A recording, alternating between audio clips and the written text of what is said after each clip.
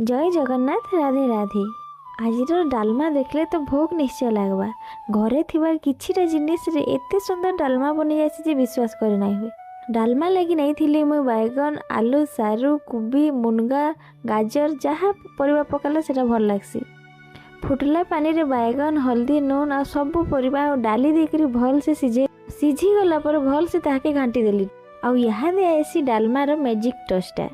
तेल रे बहुत सारा जीरा देकरी फुटे देली आ जीरा रो फ्लेवर डालमा रे बहुत भल लागसी।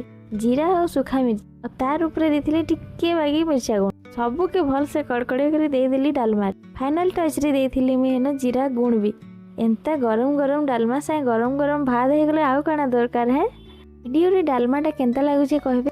आउ एंता इजी आ होममेड रेसिपी देखवाले मानेनी लाइफस्टाइल लाइब्रेरी के सब्सक्राइब। और नेक्स्ट वीडियो काना आनमी जे सेटा भी कमेंट रे लिखि दऊ।